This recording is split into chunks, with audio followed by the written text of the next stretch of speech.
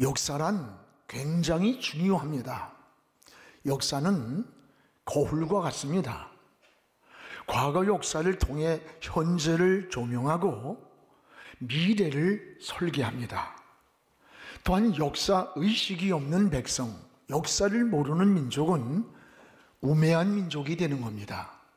더 나아가 자기 역사를 부정하는 민족, 신뢰가 없고 발전이 없습니다. 역사는 마치 디딤돌 같습니다.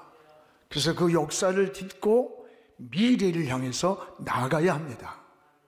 성경은 하나님의 역사를 거울처럼 우리에게 보여주고 있습니다. 잘한 것은 잘한 대로, 또 잘못한 것은 잘못한 대로 그 역사를 기록되어 있어요.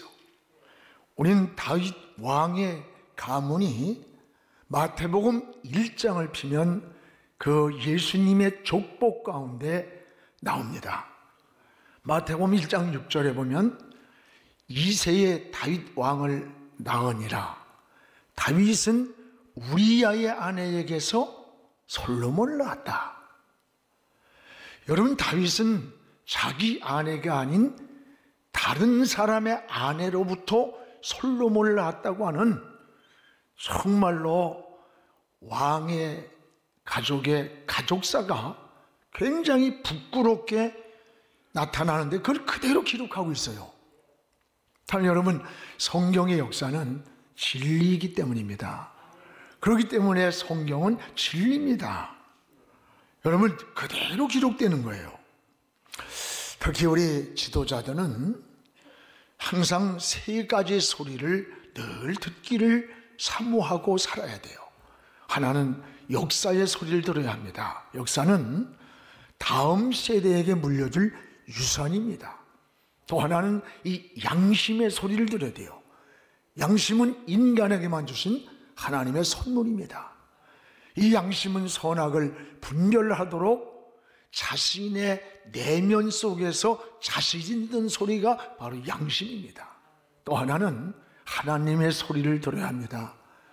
이사야 55장 3절에 너희는 귀를 기울이고 하나님께 나와서 들으라는 거 들어라. 하나님의 소리를 들어라. 그러면 너희 영혼이 살리라고 말씀하셨습니다. 성경에는 나라가 흥왕합니다. 평화가 옵니다. 그랬던 시대의 역대 왕들을 보면 이 세 가지의 공통점이 있어요.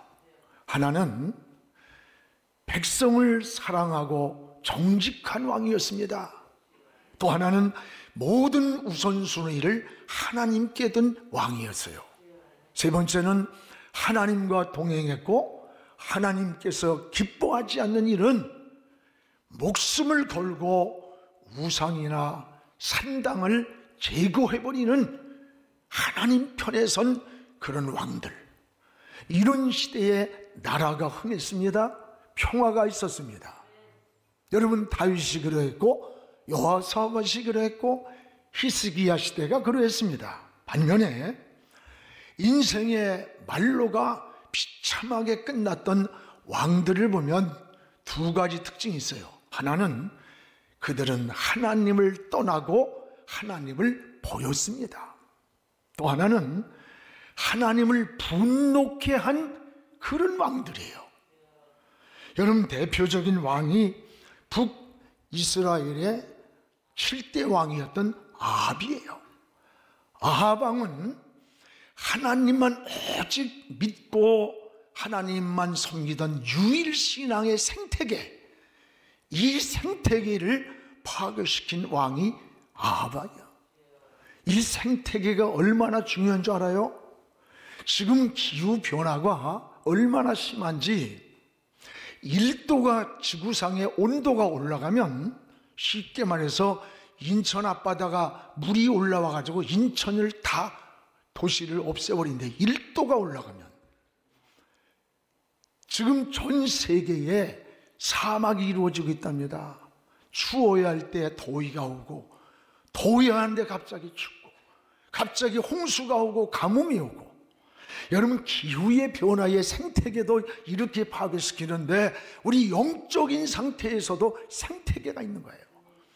혼합이 되든지 혼란할 때 이런 영적 생태계가 파괴시킨 사람이 아합이에요. 그때 하나님은 민족적 재앙을 내렸어요. 나라에 3년 6개월 동안 하루를 닫고 비를 주지 않았어요. 잘못된 지도자 하나 잘못 만났을 때 애매한 백성들이 고난을 당한 겁니다. 그래서 여러분, 교회든 나라든 사회든 여러분이 어떤 직장이든 그 공동체의 지도자를 위해서 먼저 기도하는 것이 그리스도인의 의무가 되는 거예요. 오늘 본문에 나오는 헤롯을 보세요. 그는 역사의 소리를 외면할 뿐 아니라 양심의 소리도 듣지 않아요. 하나님의 소리도 듣지 않을 뿐만 아니라 오히려 하나님의 영광을 가로채다가 하나님의 사자가 치니까 충이 먹어 죽는 불행한 말로로 끝이 나게 됩니다. 그러면 헤롯은 어떤 왕이었는가? 헤롯은 당시에 로마의 왕이었습니다.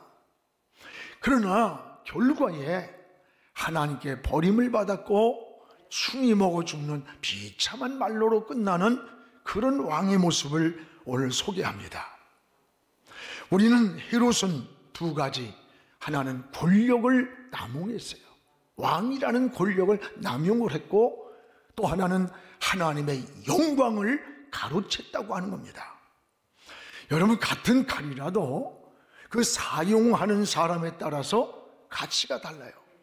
의사가 사용하면 죽어가는 사람을 살립니다.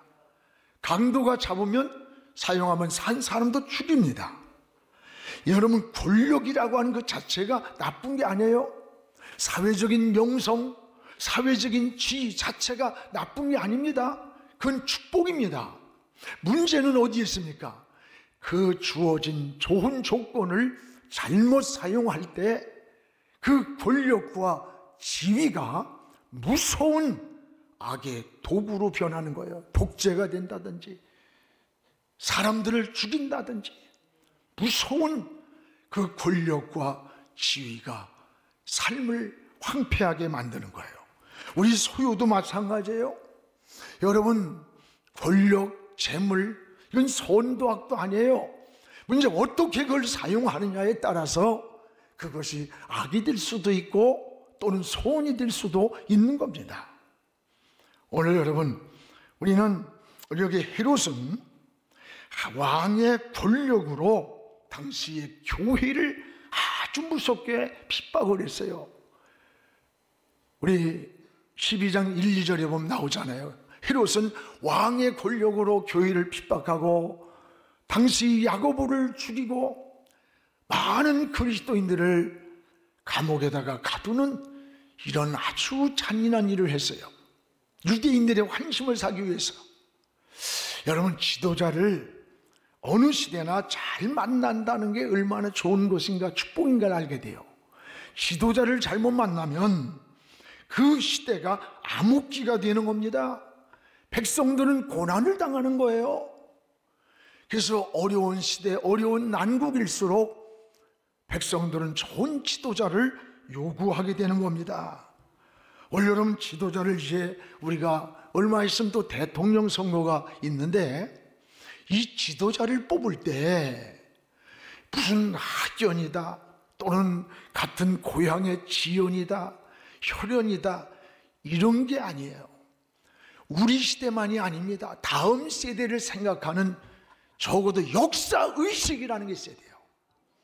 10년, 30년, 50년 후에 우리 민족을 어떻게 방향을 정하고 어떤 디딤돌을 놓고 갈 것인가라고 하는 이 역사의식을 가진 이런 지도자를 여러분 뽑아야 되는 거예요. 참 이게 안타까워요. 오늘날과 같은 난국일수록 이런 지도자의 역할이 중요한 거예요. 그래서 우리 그리스도인들은 그 성숙함이 이 사회를 향하여 신앙을 향해서 두 가지 역할이라고 저는 생각해요. 하나는 제사장적 역할이 있고 하는 선지자적 역할이라고 말합니다. 여러분 잘할 때 우린 박수를 쳐주고 또 격려해주고 축복해주는 거, 이게 제사장적 역할이에요. 이걸 잘해야 돼요. 또 하나는 잘못된 일을 하는 거예요. 그때는 지적을 하면서 막아서서 그 길을 고쳐주는 역할, 이게 선지자적 역할이에요. 그래서 이것이 성숙한 국민의식입니다. 이게 성도들이 해야 할 역할이기도 한 거예요. 올라오는 잘못된 헤롯 왕으로 인해서 그 시대가 어때요? 암흑기가, 어둠의 시대가 온 거예요. 이걸 보면서 좋은 지도자가 이 땅에 서기를 우리 성도들은 늘 기도하는 것, 여러분이 직장에 가서도 마찬가지예요. 여러분이 어느 공동체에 있든지 지도자를 위해서 먼저 기도해야 되는 겁니다. 무엇보다 이 헤롯은 하나님 앞에 교만한 자예요. 교만한 자. 여기 보면 헤롯은 하나님의 두 가지가 나타나요. 하나는 하나님의 자리, 하나님의 계셔야 할 자리를 가로챈 겁니다. 오늘 21절, 22절을 같이 읽겠습니다. 헤롯이 나를 택하여 왕복을 입고 단상에 앉아 백성들에게 연설하니 백성들이 크게 부르되 이것은 신의 소리요 사람의 소리가 아니라 하거늘. 여기 당시의 왕복은 은으로 만든 그런 옷입니다. 은으로 막 장식을 한 거예요. 그래서 원형극장 경기장에서 은으로 만든 왕복을 입고 그리고서 연설을 할 때 그 햇빛이 비치면서 반사가 되는 거예요. 그럼 백성들이 바라볼 때 여기서 막 빛이 나는 거예요. 빛이. 여러분, 빛이 나는 거예요. 그래서 신비의 극치를 만든 신비한 존재를 만드는 거예요. 누가 그래요? 독재자들이 그러는 거예요. 독재자, 악한 지도자, 그 이단 교주들이 자기를 신비스러운 존재로 만들어서 우상화시키는 겁니다. 헤롯이 바로 그랬습니다. 그때 22절에 보세요. 헤롯의 말에 그 신의 소리라, 이건 사람들의 소리가 아니라고 외쳤어요. 왜냐하면 당시에 그 이방 사람들은 황제 숭배라는 이런 사상이 있어서 사람을 신격화하는 그런 경향이 있었다는 거예요. 근데 이것을 백성들이 외칠 때 여러분, 이 헤롯이 뭐라 해야 돼? 아니야! 멈춰요, 멈춰! 나는 신이 아니야, 사람이야! 이게 제정신이고 제대로 베낀 지도자인데 그 하나님이 앉아야 할 신의 자리라고 말할 때 그 자리를 가로채 버렸어요. 자기 걸 만든 거예요. 그뿐이 아니에요. 23절에 보세요. 또 하나, 헤롯은 하나님의 영광을 가로챈 거예요. 영광. 여러분, 23절을 우리 같이 보겠습니다. 헤롯이 영광을 하나님께로 돌리지 아니함으로 주의 사자가 곧 친히 벌레에게 먹혀 죽으니라. 영광을 하나님께로 돌리지 아니했다.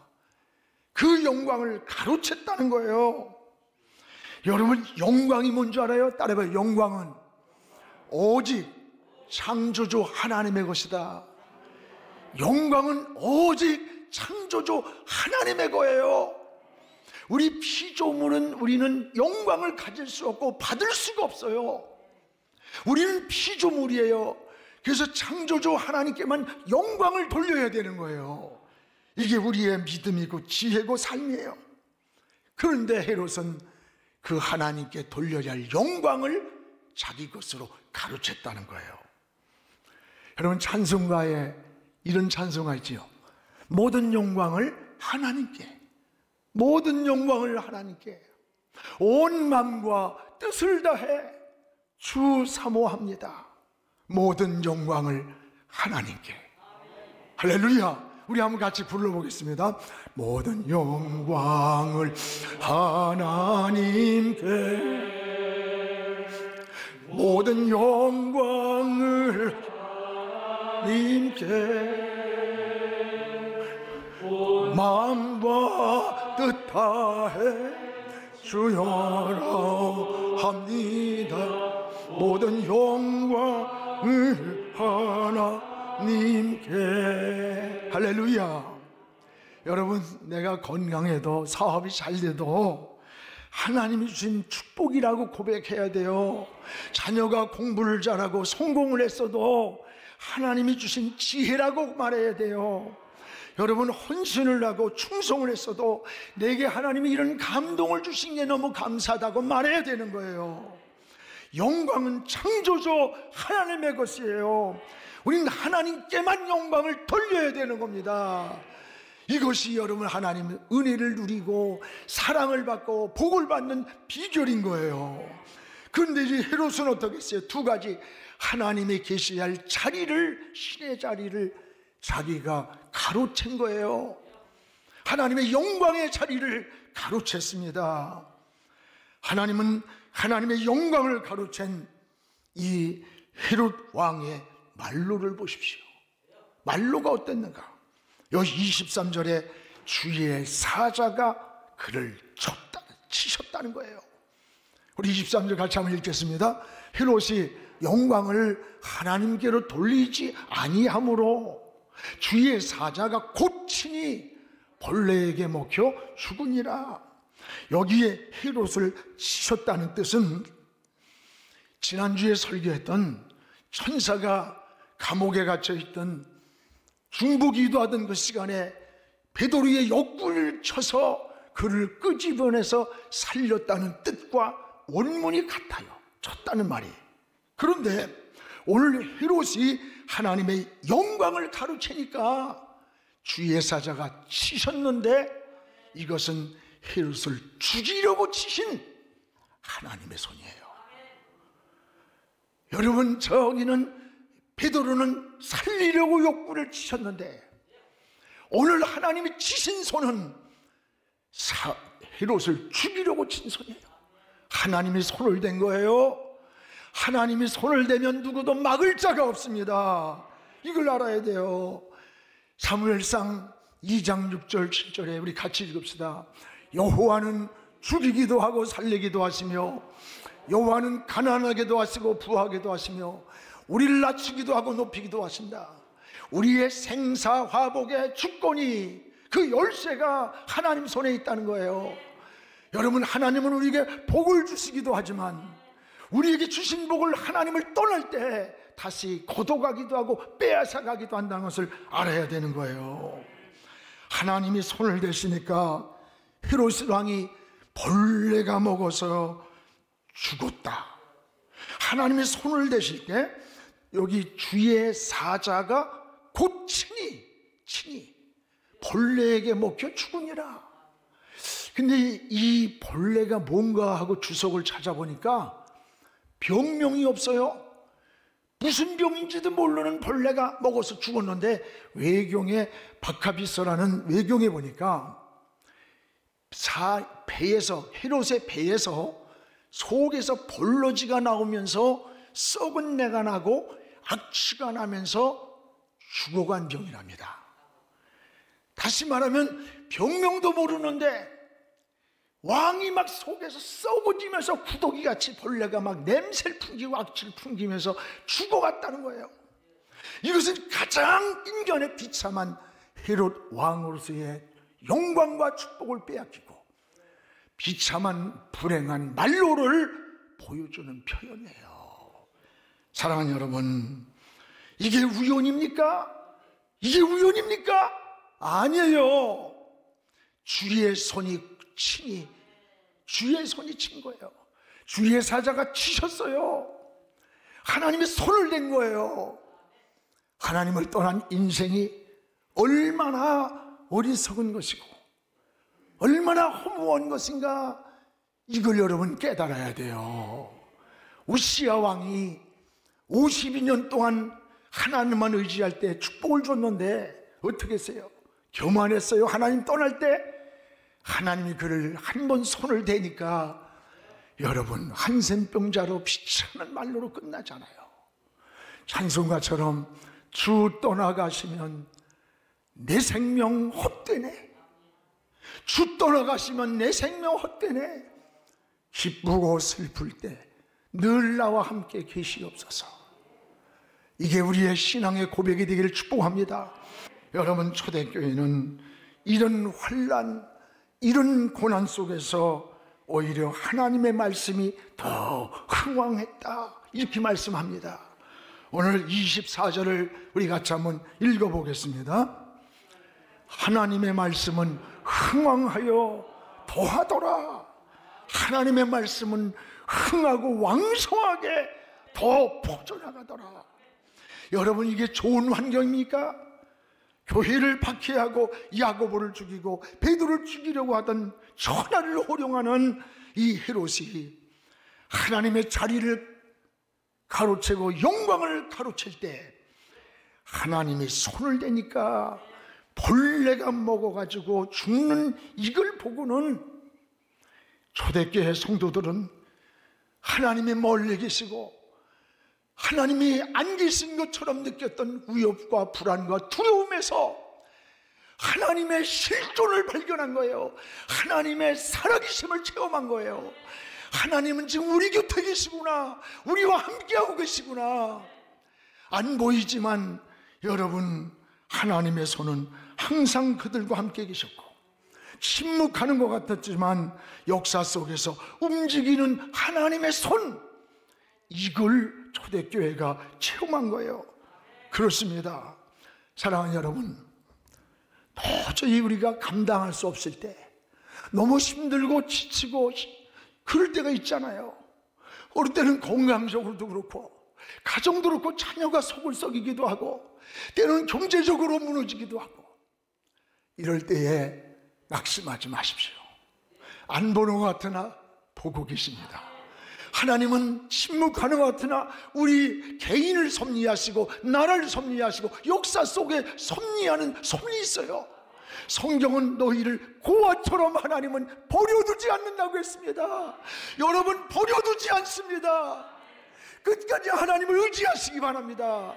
우리가 도저히 감당할 수 없을 때, 우리가 도저히 살 수 없을 때, 그때 우리 하나님의 손이 나타나요. 하나님의 손이 붙잡아줘요. 하나님의 손이 여러분 보호해 주는 거예요. 우린 죽으나 살아 끝까지 하나님 바라봅시다. 하나님 의지합시다. 하나님께로 나가시기 바랍니다. 하나님 앞에 무릎 꿇고 주의 이름을 부르는 하나님의 백성들이 되기를 주의 이름으로 축원합니다. 여러분, 지금 코로나가 너무 가장 무서운 게 뭐라고 생각돼요? 다른 게 아니에요. 저는 뭐 경제적인 거 뭐 많이 있겠지만 신앙적인 사람은 영적인 잠이 드는 데 하나가 있고, 또 하나는 신앙이 병이 들어서 지금 무너지고 있는데 이걸 못 느끼고 있는 거야. 여러분, 코로나 방역으로 한국교회가 지금 10,000교회가 문을 닫았다는 정부의 통계입니다. 공식적인. 이 코로나 기간에 10,000교회가 없어졌어요. 10,000교회를 세우려면 얼마나 힘든 줄 알아? 지금 성전 예배가 무너졌습니다. 기도 소리가 멈췄습니다. 영적인 잠이 들었습니다. 지금은 무서운 영적 환난기를 만났는데 문제는 우리가 그렇게 느끼고 있습니까? 위기를 느낍니까? 내가 잠이 들었다는 이 무서운 위기, 내가 영적으로 병들어가고 있다는 이 무서운 위기를 우리가 지금 느끼고 있는 거예요. 서서히 죽어가면서도, 무너져가면서도, 잠들어가면서도, 어둠의 영에게 지배를 당하면서도 느끼지 못하고 깨닫지 못하고 무감각하게 잠들어가고 있는 영적 환난기라는 사실이에요. 우리는 어떻게 해야 됩니까? 우리는 이제 다시 일어나야 합니다. 우리 다시 일어나야 합니다.